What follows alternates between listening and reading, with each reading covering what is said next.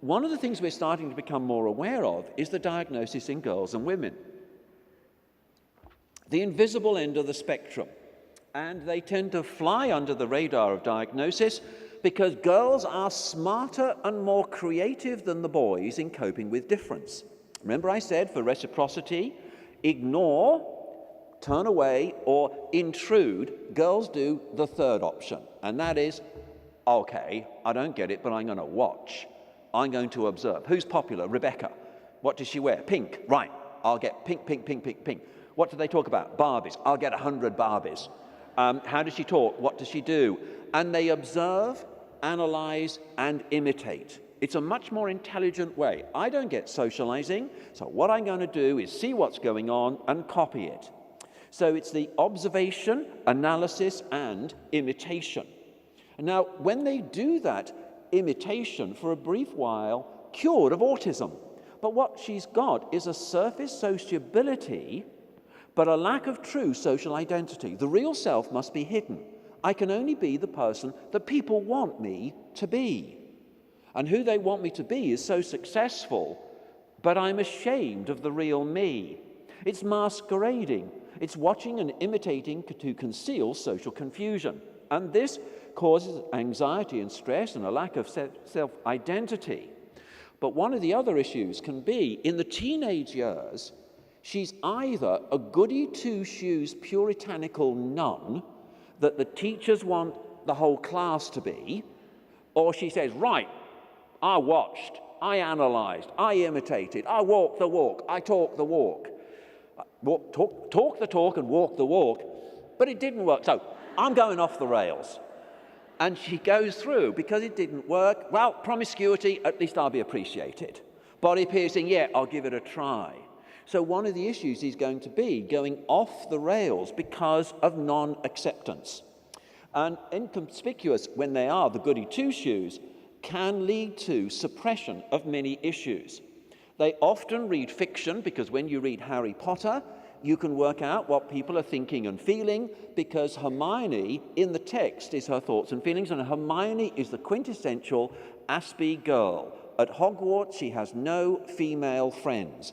Many of the girls with Aspergers when young are tomboys, or they watch soap operas, Home and Away and Neighbours, because they haven't got friends and can't fit in. Watch TV as your documentary of socialization.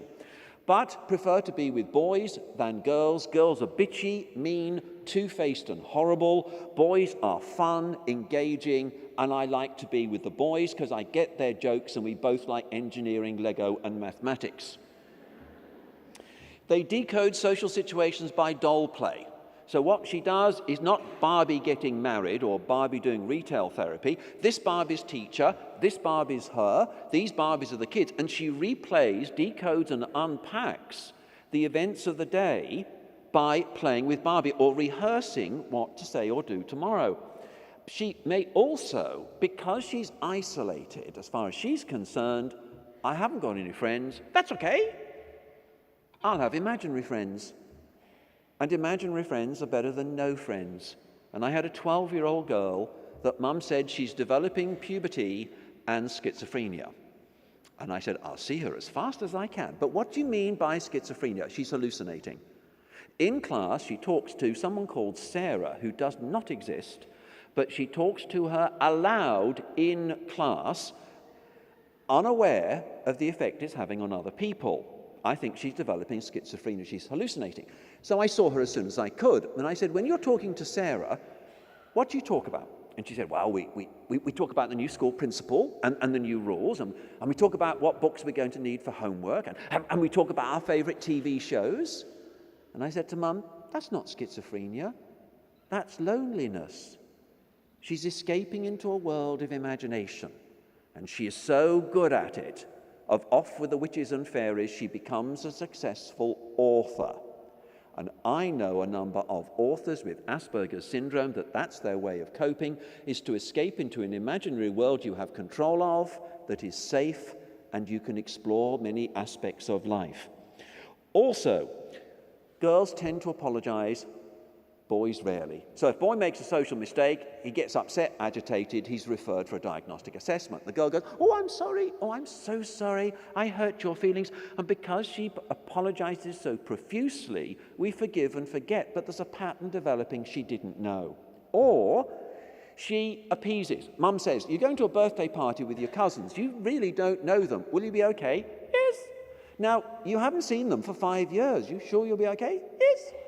And I've got to take your brother to football. I'll be gone for 2 hours. You sure you'll be okay? Yes.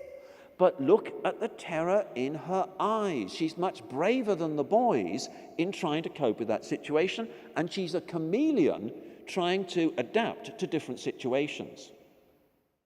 Now, there are going to be problems that develop early on in life, and sometimes what will happen is that may be camouflaged or not understood, and the diagnosis occurs later in life, in the adult years, sometimes with a relative diagnosed. Sometimes it's mum or dad. And as far as the wife is concerned, this explains my husband. This is why it's like hugging a block of wood. This is why he's always criticizing me and never compliments me, etc. So it can explain a lot of marital issues. But it may be a cousin, it may be a niece or nephew diagnosed with Asperger's that leads to a diagnostic pathway.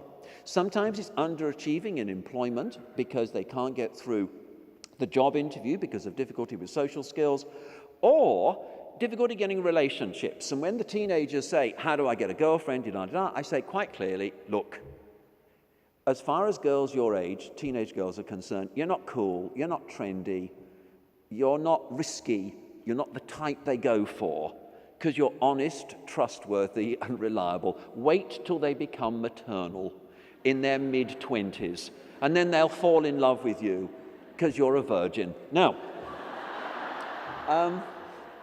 another issue can be depression. There's a high level of depression.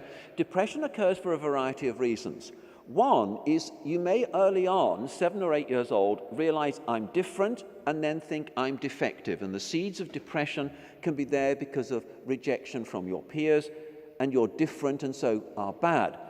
But when I analyze the inner thoughts and feelings by those with Asperger's who are clinically depressed, what is your opinion of yourself and so on, I go, wow, you didn't get that belief about yourself from your parents. You didn't get that from your teachers. You got that from other kids. The tragedy is, it was said so often you started to believe it, and you didn't have friends to contradict it. So the acquaintances, the rejection, the bullying and teasing is a major cause of depression.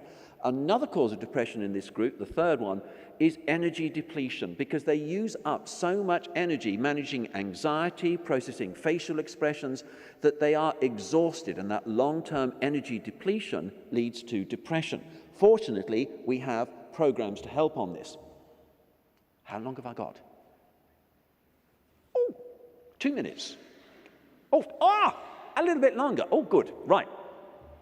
So, depression can be an issue for this group, and to be honest, when we've looked at, I hope there aren't any psychologists in here, because actually what we found was far better than psychology was physical exercise.